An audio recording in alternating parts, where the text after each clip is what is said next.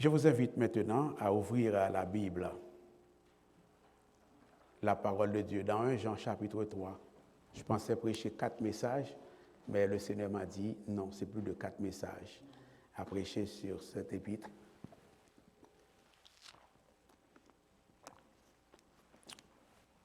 « 1 Jean chapitre 3, les versets 1 à 10, à la gloire de notre Dieu, frères et sœurs. 1 Jean 3, versets 1 à 10. C'est là que l'Écriture nous envoie ce matin pour prêcher la parole à l'édification du peuple du Seigneur et à la gloire de notre Dieu. 1 Jean 3, versets 1 à 10. Voyez quel amour le Père nous a témoigné pour que nous soyons appelés enfants de Dieu. Et nous le sommes. Si le monde ne nous connaît pas, c'est qu'il ne l'a pas connu. Bien-aimés, nous sommes maintenant enfants de Dieu. Lisons ensemble au verset 2, frères et sœurs. Et ce que nous serons n'a pas encore été manifesté.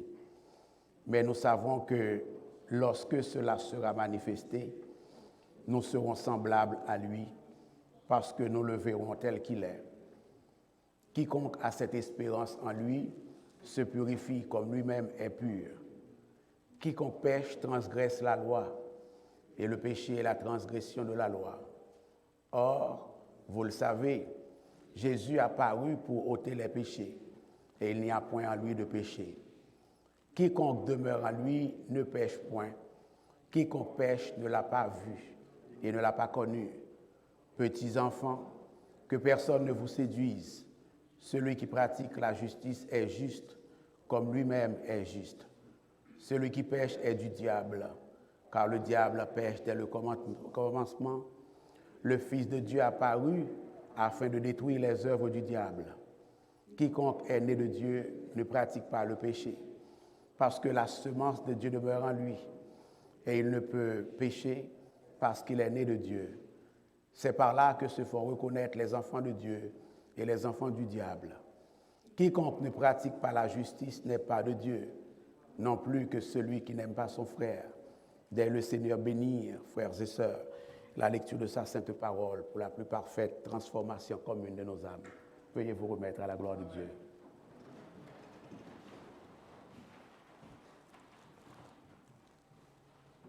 Et la série se poursuit, frères et sœurs. Je vous ai entretenu dimanche dernier de ce titre qui disait « Dieu veut que ses enfants demeurent attachés à la saine doctrine concernant la personne du Christ ». Pour ceux qui ne le savent pas, ce sujet s'inscrit dans la thématique de la volonté de Dieu pour ses enfants à travers la première épître de Jean. Thématique prêchée à l'Église depuis un certain temps. Je vous avais dit que devant le danger que représentaient des faux docteurs, des faux enseignants pour le peuple de Dieu, l'apôtre Jean leur écrit pour leur faire une mise en garde pastorale, une mise en garde apostolique, une mise en garde évangélique. Aussi leur dit-il au verset 26, « Je vous ai écrit ces choses au sujet de ceux qui vous égarent. » Je me rappelle vous avoir dit qu'une variante, une variété, une frange de fausses doctrines qui étaient véhiculées à l'Église à l'époque où l'apôtre Jean écrivait était le docétisme. Les adeptes du docétisme, entre autres hérésies, niaient l'humanité de Jésus. C'est-à-dire qu'ils enseignaient que Jésus n'était pas homme, assez pour déstabiliser la foi évangélique. Parce que ça prend que Jésus soit homme, comme je l'avais si bien expliqué, pour qu'il soit le sauveur des hommes. parce que c'est en solidarité avec les hommes, c'est en identification avec les hommes, en représentation des hommes qu'il peut sauver les hommes. Pour les docètes, poursuivant le raisonnement hérétique, le fait pour un être esprit, en l'occurrence Jésus le Christ, de devenir chair n'avait pas de sens sur le plan de la logique humaine. Parce que dans leur pensée, dans leur croyance, dans leur raisonnement humain, la matière, y compris le corps humain, la chair humaine, est mauvaise, tandis que l'esprit est bon et pur. À l'autre bout du spectre, je vous avais dit, il y avait un autre courant de faux docteurs. Il y avait une autre variété, une autre variante de faux docteurs, à savoir le cérinthianisme, du nom d'un certain Cérinthe, un philosophe, un grand de son temps. Le cérinthianisme, lui, enseignait que Jésus n'est pas Dieu, assez aussi pour déstabiliser la foi évangélique, dans la mesure où aucun homme n'était digne de porter le péché des hommes et de subir la colère de Dieu sur le bois du calvaire infâme à Golgotha. Ça prendrait une justice absolue, ça prendrait une sainteté absolue, ça prendrait quelqu'un qui n'a jamais péché. Or, nous savons que tous ont péché et sont privés de la gloire de Dieu. Il faut que le Christ soit divin, soit Dieu, pour qu'il soit capable de représenter le Père, d'incarner l'amour paternel, l'amour divin sur le bois du calvaire infâme à Golgotha. Et pour les cérinthianistes, pour les disciples de Cérinthe, donc, Jésus était plutôt le fils d'un Dieu avec un D minuscule, un Dieu créateur inférieur sur qui l'Esprit de Christ est descendu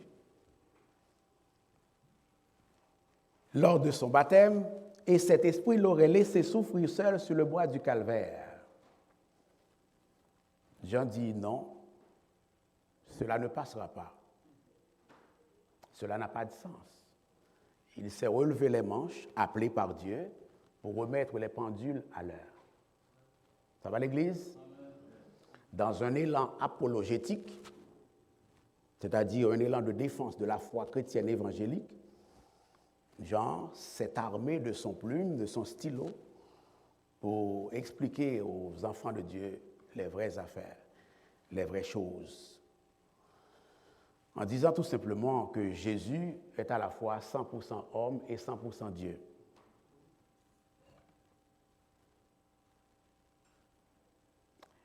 Jean leur dit au verset 20, pour vous avez, en plus de cela, Jean leur dit au verset 20, pour vous avez reçu l'onction de la part de celui qui est saint. Qu'est-ce que ça vient chercher ici? Le fait que les lecteurs de Jean ont reçu l'onction de la part de celui qui est saint, mais je vous avais expliqué, c'est parce que les détracteurs de la foi, les détracteurs de la sainte doctrine, eh bien, ils se plaisaient à dire que ce sont eux qui avaient l'onction.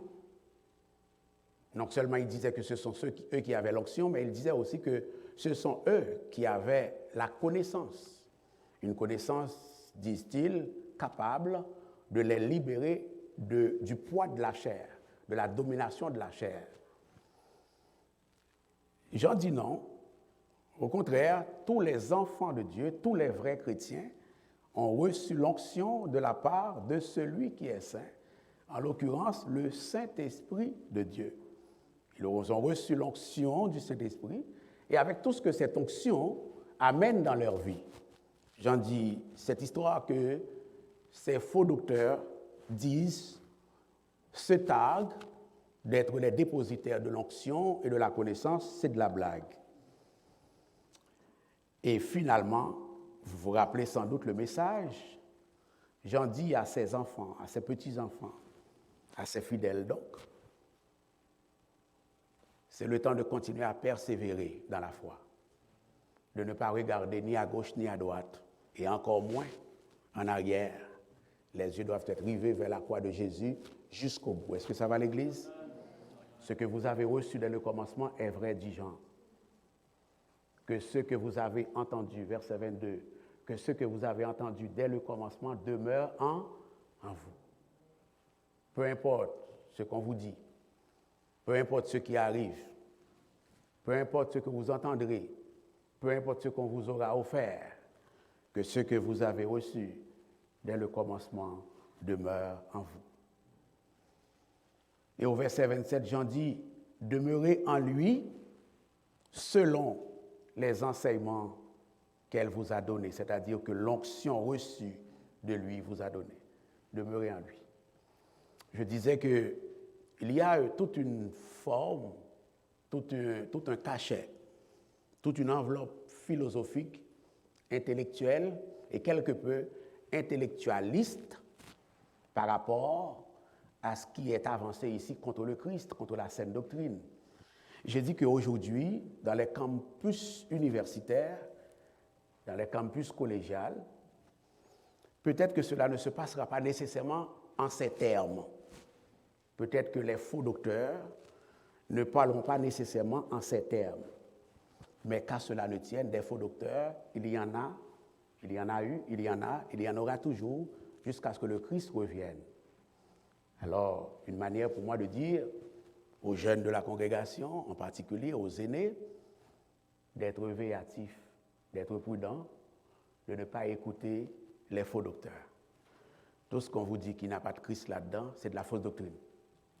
Tout ce qu'on vous dira, tout ce qu'on vous aura dit, qui ne rencontre pas la volonté du Christ, l'œuvre du Christ, ce que le Christ est, ce que le Christ a fait, même si les gens peut-être ne sont pas trop savants pour entrer dans les détails, disant que le Christ n'est pas homme ou qu'il n'est pas Dieu, ce sera de la fausse doctrine. Faites attention, gardez la foi, quoi qu'il arrive. Ça va? Aujourd'hui, peuple du Seigneur, je m'en vais vous entretenir de ce titre disant, toujours dans le cadre de la thématique actuelle, je m'en vais vous entretenir de ce sujet disant, Dieu veut que ses enfants sachent qu'ils ont fait l'expérience éternelle et salvatrice de l'amour de Dieu. Ça va? Le croyez-vous? Amen. Dieu veut que ses enfants sachent qu'ils ont fait l'expérience éternelle et salvatrice de l'amour de Dieu. Merci Seigneur. Il est tiré du verset 1er du chapitre 3 que nous venons de lire, dont nous venons de lire un extrait. Verset 1er. Voyez quel amour le Père nous a témoigné pour que nous soyons appelés enfants de Dieu, et nous le sommes. Gloire à Dieu, frères et sœurs. Vous aurez remarqué que Jean s'émerveille. Jean est en état d'émerveillement. Jean a une sainte surprise de ce que les pécheurs, dont vous et moi, sont devenus enfants de Dieu par l'amour grâce de notre Dieu. Voyez quel amour. À remarquer qu'il y a un point d'exclamation à la fin. Il s'exclame, il s'émerveille. Voyez quel amour le Père nous a témoigné pour que nous soyons appelés enfants de Dieu. Et nous le sommes au nom de Jésus de Nazareth. L'amour de Dieu pour les pécheurs, c'est ce que le Père, le Fils et le Saint-Esprit de Dieu, frères et sœurs, nous invitent à considérer ce matin à travers ce sujet qui dit « Dieu veut que ses enfants sachent qu'ils ont fait l'expérience éternelle et salvatrice de l'amour de Dieu. » C'est la volonté de Dieu, c'est l'une des volontés de Dieu pour son Église, frères et sœurs, dégagée, exprimée à travers l'épître, la première épître de Saint Jean. Voyez quel amour, regardez quel amour Considérez quel amour. Pensez à cet amour que Dieu nous a témoigné, que Dieu nous a démontré, que Dieu nous a exprimé, que Dieu nous a manifesté. Voyez, considérez, regardez, réfléchissez une seconde, méditez sur cet amour que Dieu nous a accordé, que Dieu nous a investi pour que nous soyons enfants de Dieu ce matin, frères et sœurs. Et nous le sommes, dit le Saint-Esprit de Dieu par le touchement de Saint Jean. En d'autres termes, l'oratoire, peuple du Seigneur, chers amis visiteurs, Dieu n'a pas fait de coup manqué. Dieu ne nous a pas aimés en vain, frères et sœurs. Quand j'en dis « et nous le sommes », ce n'est pas un rêve que Dieu avait conçu, avait caressé, qui n'a pas abouti. Le rêve divin est devenu une réalité, frères et sœurs, en ce que nous sommes maintenant enfants de Dieu. Ça va l'Église? Ce pourquoi Dieu a investi, ce pourquoi Dieu a engagé son amour et sa grâce pour nous, c'est bel et bien produit, c'est bel et bien manifesté, à savoir que nous sommes enfants de Dieu. Gloire à l'Éternel, frères et sœurs. Et Jean est en train de nous dire ici que c'est une chose extraordinaire que d'être enfant de Dieu par amour de Dieu pour nous, peuple du Seigneur. J'aimerais vous rappeler, à vous qui le savez déjà sans nul doute, que Dieu aime ses enfants d'un amour impossible à définir. Êtes-vous capable de définir l'amour de Dieu? Je ne sais pas pour vous, moi je ne peux pas le faire. Dieu aime ses enfants d'un amour impossible à exprimer dans le langage humain et d'un amour qui est en même temps, par le fait même, impossible à saisir par la compréhension et l'expérience humaine normale, frères et sœurs. En d'autres termes, Dieu nous aime d'un amour indicible. Dieu nous aime d'un amour indescriptible, frères et sœurs.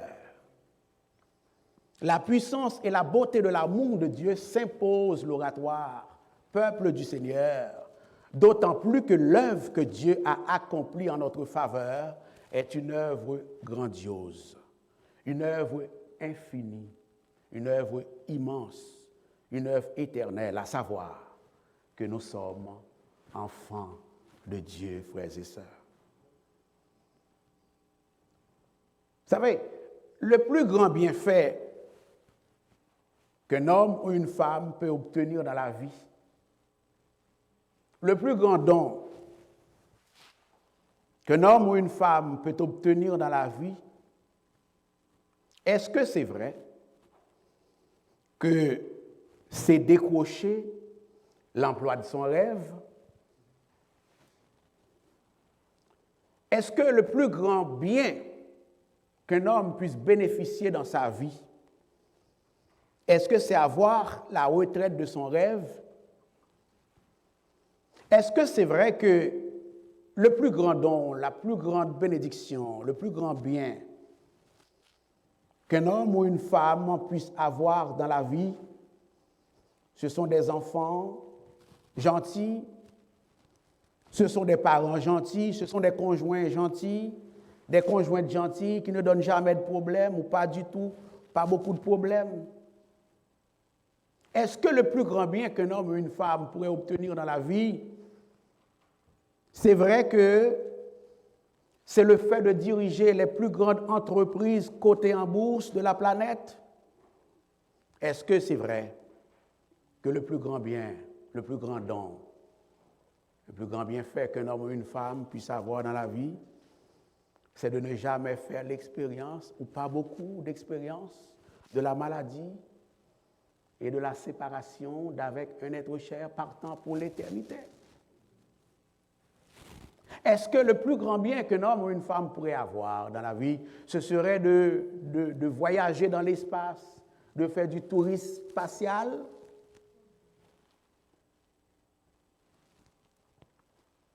Je suis d'accord avec qui que ce soit à l'effet que toutes ces choses, ce sont de grands bienfaits. Ne nous voilons pas la face. Pas vrai, frères et sœurs? Ce sont de grands dons qu'un homme ou une femme puisse avoir dans la vie.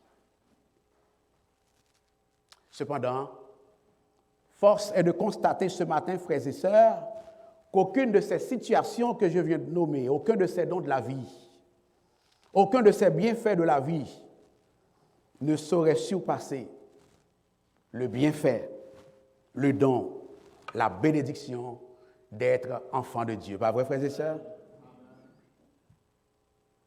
Enfant de Dieu en Jésus-Christ par l'amour que Dieu nous a témoigné en Jésus. Le plus grand honneur qui puisse être accordé à un homme ou à une femme, c'est l'honneur ce matin d'être appelé enfant de Dieu. On comprend bien pourquoi j'en dis, voyez quel amour Dieu nous a témoigné en faisant de nous enfants de Dieu en Jésus-Christ, frères et sœurs.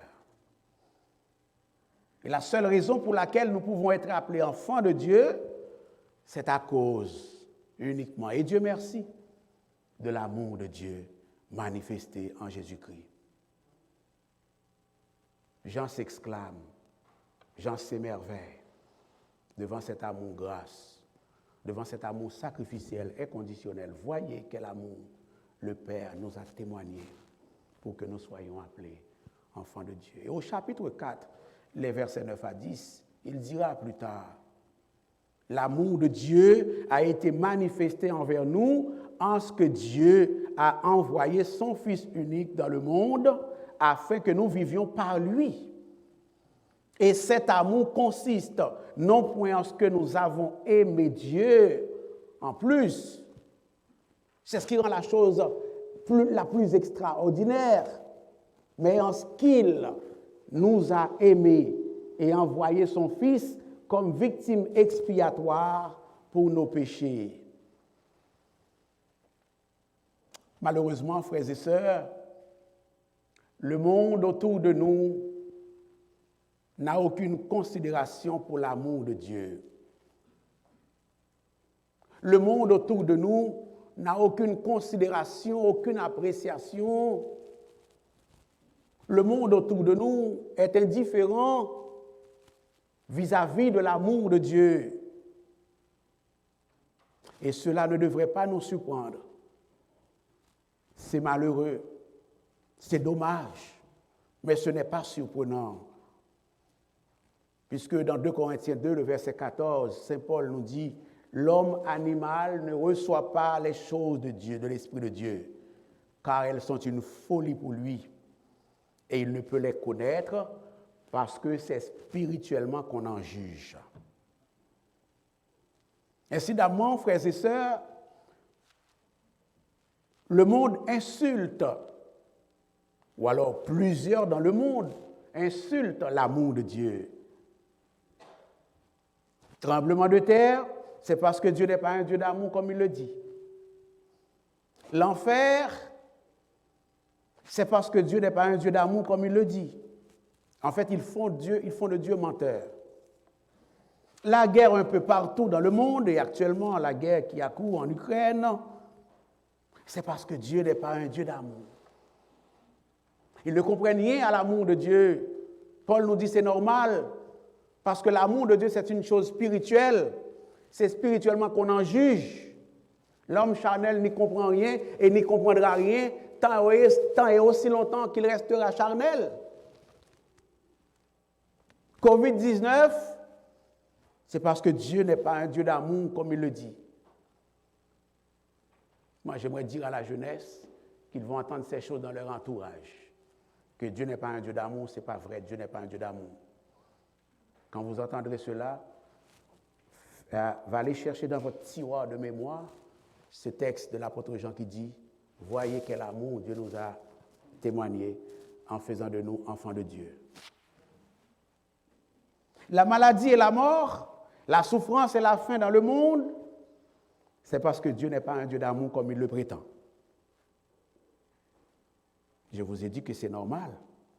parce qu'ils ne sont pas régénérés par l'Esprit de Dieu. Pour accepter la réalité de l'amour de Dieu, quoi qu'il arrive dans la vie, dans ma vie, dans votre vie, ou dans la vie en général, il faut d'abord absolument avoir fait l'expérience de la nouvelle création. Si quelqu'un est en Christ, il est une nouvelle création. Heureusement, pour nous qui sommes enfants de Dieu, Dieu nous rappelle ce matin que la preuve de son amour pour nous est là. Elle est factuelle, elle est tangible, elle est palpable à travers ce qu'il a fait de nous et en nous savoir enfants de Dieu. Ça va l'Église? Enfants de Dieu.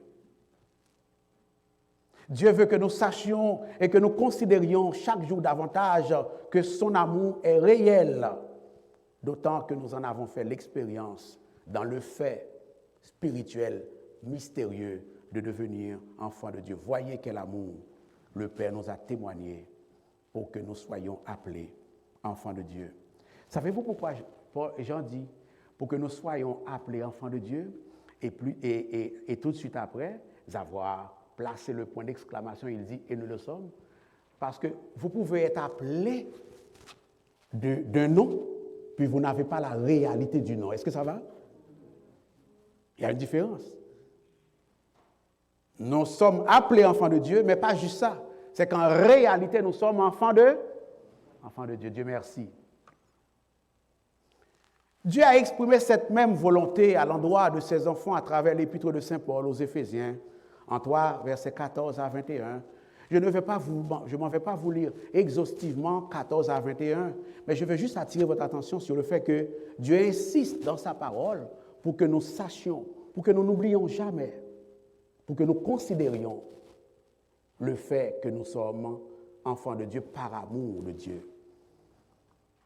Paul, priant pour les frères et sœurs d'Éphèse, dit « Je fléchis les genoux devant le Père, afin qu'il vous donne, selon la richesse de sa gloire, d'être puissamment fortifié par son esprit dans l'homme intérieur. » Une chose, en sorte que Christ habite dans vos cœurs, afin que, étant enracinés et fondés dans l'amour, vous puissiez comprendre avec tous les saints quelle est la largeur, la longueur, la profondeur et la hauteur, et connaître l'amour de Christ. Ça va l'Église? Un amour qui surpasse toute connaissance, afin que vous soyez remplis de toute la plénitude de Dieu.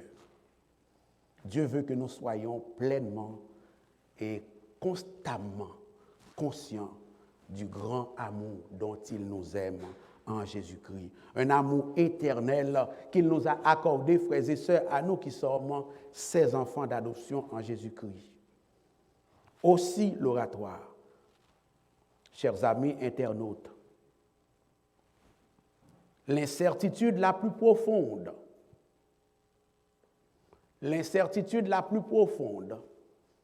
aux conséquences les plus probables,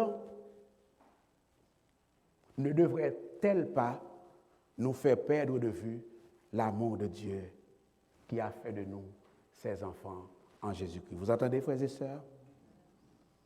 Les catastrophes naturelles, les ouragans, les tornades, les tremblements de terre, les incendies de forêt, les inondations, les épidémies, les pandémies ne devraient pas nous faire perdre de vue ni oublier l'amour de Dieu qui a fait de nous enfants de Dieu en Jésus-Christ. Les emplois qui disparaissent parce que des entreprises sont obligées de réduire leurs effectifs, voire de fermer. Les relations qui se font et se défont. La fidélité des gens qui ne durent qu'aussi longtemps que leurs besoins sont satisfaits, ou jusqu'à ce qu'ils trouvent quelqu'un de plus attirant.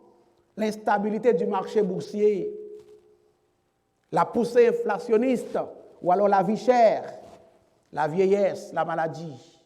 Les questions sans réponse ne devraient en aucun cas nous faire perdre de vue l'amour que Dieu nous a témoigné pour que nous devenions enfants de Dieu en Jésus-Christ. Ce que j'aime avec l'amour de Dieu, c'est que c'est un amour sans fin, un amour éternel.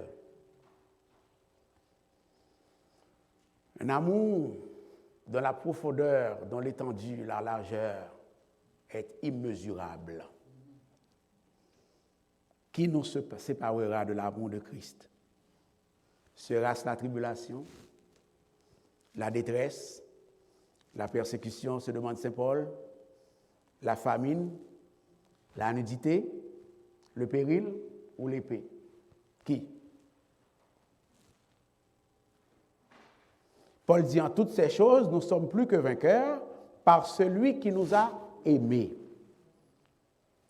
Gloire à Dieu.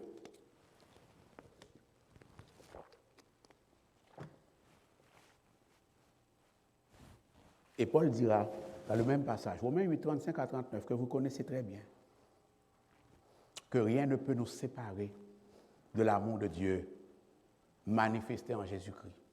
Cet amour qui apporte Dieu à faire de nous ses enfants, rien ne peut nous en séparer, frères et sœurs. Réfléchissez-y amplement cette semaine. Verset 1er. Voyez quel amour le Père nous a témoigné pour que nous soyons appelés enfants de Dieu, et nous le sommes. Voyez quel amour le Père vous a témoigné pour que vous soyez enfants de Dieu, et vous l'êtes, au nom de Jésus. Amen. Jean nous dit au verset 2, bien-aimés, nous sommes maintenant fils de Dieu, et ce que nous serons n'a pas encore été manifesté.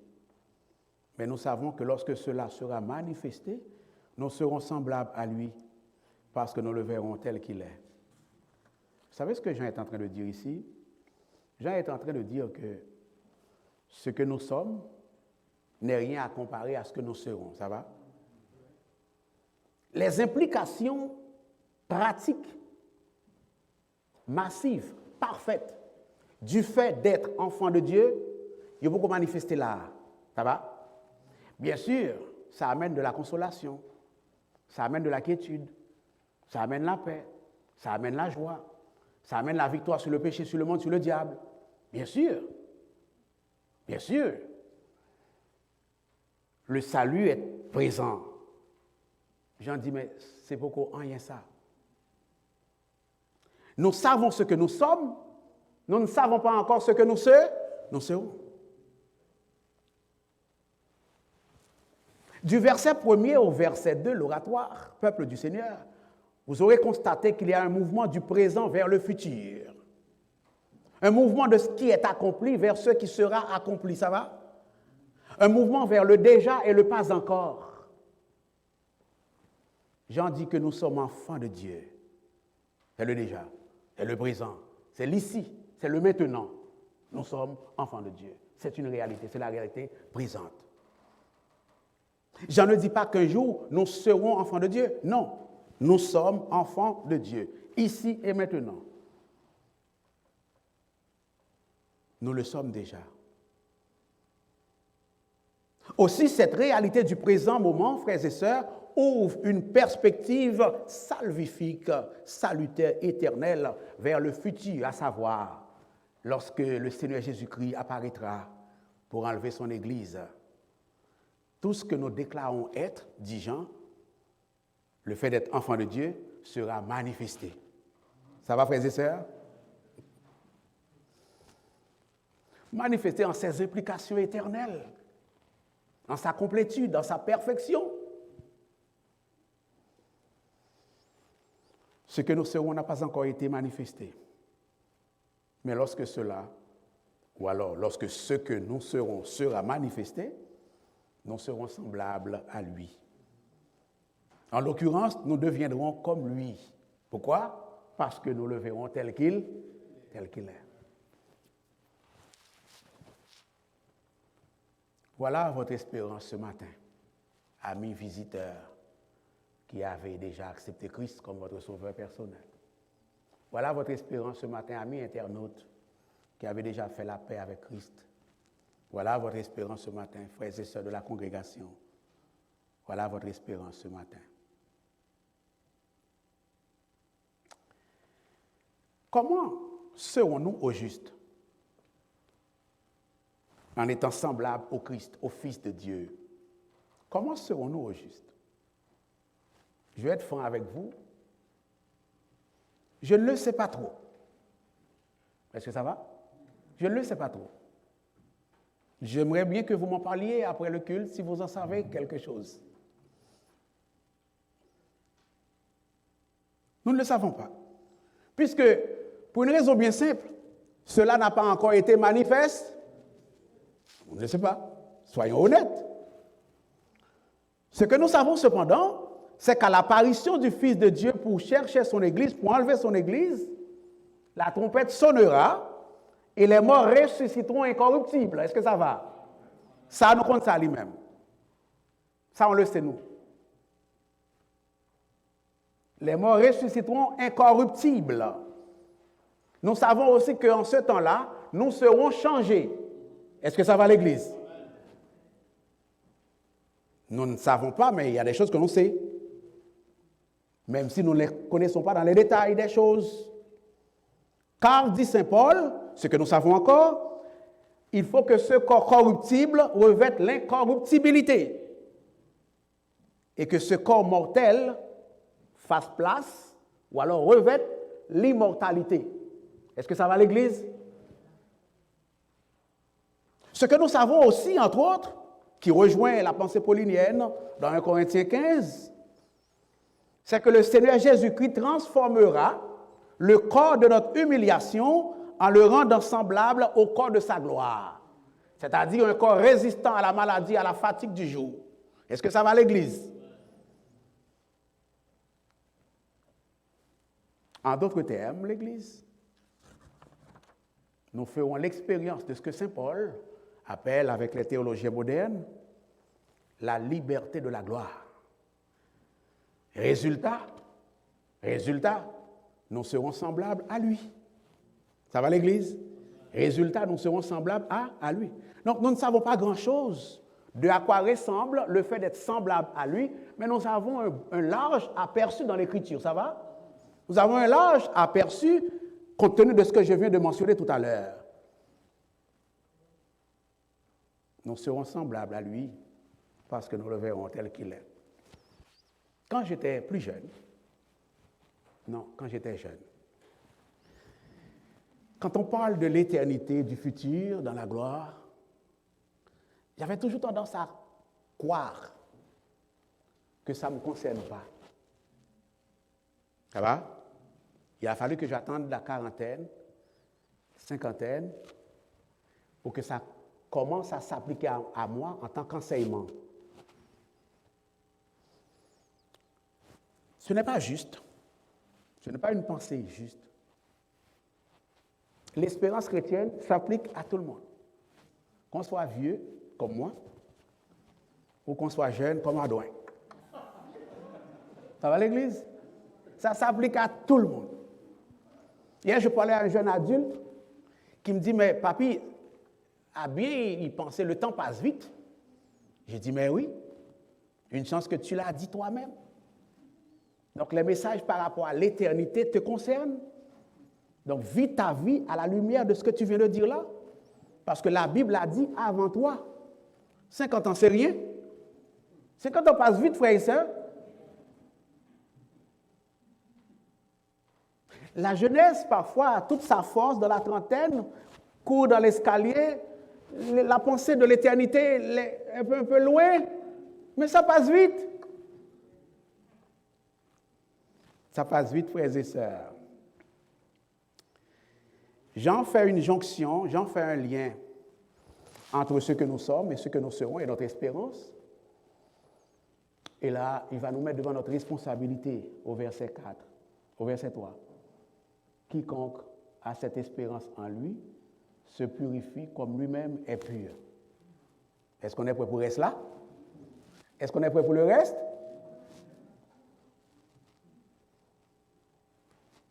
Toute bénédiction amène des responsabilités, pas vrai, frères et sœurs? Quiconque a cette espérance en lui se purifie comme lui-même est pur. Nous avons une responsabilité devant cette espérance glorieuse que nous avons, devant ce privilège, cette grâce, cette bénédiction sans pareil d'être enfants de Dieu, qui fonde notre espérance. Et puis, troisième niveau, on se purifie en attendant ce grand jour. Pas vrai, frères et sœurs, que vous ensemble, une vie qui exclut toute pratique de quelque péché que ce soit. Une vie de sanctification, une vie de consécration, une vie de sainteté. Je ne sais pas si vous avez remarqué, j'en ne dis pas au verset 3, quiconque a cette espérance en lui doit se purifier, non? Avez-vous remarqué cela? Il n'a pas dit doit. Il dit se purifie. Autrement dit, pour Jean, on n'a même pas à lui demander de le faire. C'est automatique, c'est spontanément, c'est instinctivement que l'effort, l'élan de sainteté, de sanctification, de purification est envisagé par celui qui a cette espérance. Pour Jean, il est impensable que celui qui a cette espérance ou celle qui a cette espérance vive dans le péché, pratique le péché. Et il faut bien comprendre ce que Jean dit quand il dit « Quiconque a cette espérance en lui se purifie », au verset 4, il dit « Quiconque pêche transgresse la loi ». Verset 6, « Quiconque demeure en lui ne pêche point ». Ce n'est pas péché sous sortir là ou couper mon coup de jet ou même sortir là ou couper mon coup de jet. Ce n'est pas péché occasionnel là, non, j'en ai parlé. Ce n'est pas péché accidentel là, non. Il parle d'une vie de paix. Répondez non, frères et sœurs. Il parle d'une vie de désobéissance constante, permanente, habituelle, comme mode de vie, comme style de vie. Est-ce que l'Église est là? Parce que l'épître, c'est une épître polémique. Je ne suis pas rentré dans ces détails-là quand j'ai amorcé la série, mais c'est une épître polémique. Jean va très loin. Vous et moi, nous avons appris à la faveur de Saint Paul qu'il y a des chrétiens charnels. On a appris. Paul était en présence de frères et sœurs de qui il faisait des constats abominables. Mais Paul persistait à croire que c'était des frères et des sœurs. Mais pour Jean, c'est très radical. Pour Jean, chrétien, pas qu'à vivre dans le péché. Depuis qu'on a vivre dans le péché pour Jean, dès que quelqu'un vit dans le péché, pratique le péché, il n'est même pas chrétien pour Jean. Ça va l'Église? Pour Jean. Apparemment, Paul ne le voit pas comme cela. On a déjà étudié les deux épîtres de Saint Paul. Mais pour Jean, c'est impensable. Regardez-moi. Quiconque pêche transgresse la loi, et le péché, verset 4, est la transgression de la loi. Autrement dit, une vie de pratique de péché, une vie de péché habituel est incompatible à la loi divine, à la loi de Dieu. Verset 6, quiconque demeure en lui ne pêche point, quiconque pêche ne l'a pas vu et ne l'a pas connu. C'est radical, c'est majeur. Pas, encore une fois, pas péché occasionnel, c'est pratique de péché, ok? Verset 7, petits enfants, que personne ne vous séduise. Celui qui pratique la justice est juste comme lui-même est juste. Autrement dit, celui qui pratique l'injustice n'est pas juste comme lui-même est juste. Ça va l'Église? Verset 8, celui qui pêche est du diable, car le diable pêche dès le commencement, c'est-à-dire depuis le jour où il s'est rebellé contre Dieu, avant l'Éden. Le Fils de Dieu a paru afin de détruire les œuvres du diable. Autrement dit, une vie de péché, pas le fait de péché, non, une vie de péché est incompatible à l'œuvre du Christ. Ça va l'Église? Verset 9. Quiconque est né de Dieu, voyez-vous, ne pratique pas le péché. Et là, il clarifie les choses. Il dit pratique le péché. Parce que la semence de Dieu en lui demeure en lui et il ne peut pécher parce qu'il est né de Dieu. Autrement dit, troisièmement, une vie de pratique du péché est incompatible à la vie de l'Esprit de Dieu parce que c'est le Saint-Esprit de Dieu qui nous a régénérés. Ça va l'Église? 3 formes d'incompatibilité que nous montre une vie de péché. Incompatibilité par rapport à la loi de Dieu, incompatibilité par rapport à la nature de Dieu, incompatibilité par rapport au Saint-Esprit ou à l'œuvre du Saint-Esprit de Dieu.